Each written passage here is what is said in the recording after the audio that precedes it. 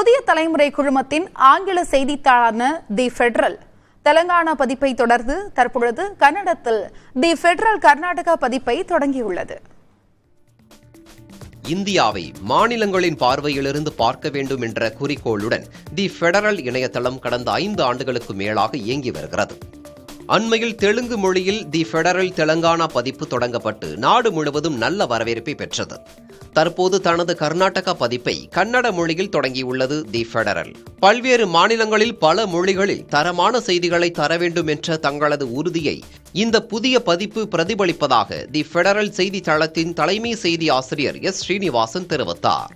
பல்வேறு துறைகளில் இருந்து தங்களது செய்தியாளர்கள் தரும் விரிவான செய்திகளை தேர்ந்தெடுத்து தருவதே தங்கள் நோக்கம் எனவும் அவர் கூறினார். கன்னட மொழியில் நேரடியாக வழங்கப்படும் செய்திகளுடன் தி ஃபெடரலின் மற்ற பதிப்புகளிலிருந்து தேர்ந்தெடுக்கப்பட்ட கட்டுரைகளும் காணொளிகளும் கன்னட மொழியில் வழங்கப்படும் எனவும் அவர் தெரிவித்தார். தி ஃபெடரல் இணையதளத்தை நடத்தும் new generation media corporation private limited நிறுவனத்தின் தலைமை செயல் அதிகாரி சி ராஜாமணி, தி ஃபெடரலை பல்வேறு மொழிகளில் தொடங்குவது அனைவரையும் சென்றடையும் தங்கள் நோக்கத்தை அடிக்கோடிட்டு காட்டுவதாக கூறினார். எல்லைகளை கடந்து எந்த மொழியில் படித்தாலும் ஒவ்வொரு வாசகரின் மனதிலும் எதிரொலிக்கும் செய்திகளை வழங்குவதே தங்கள் நோக்கம் என்றும் அவர் குறிப்பிட்டார்.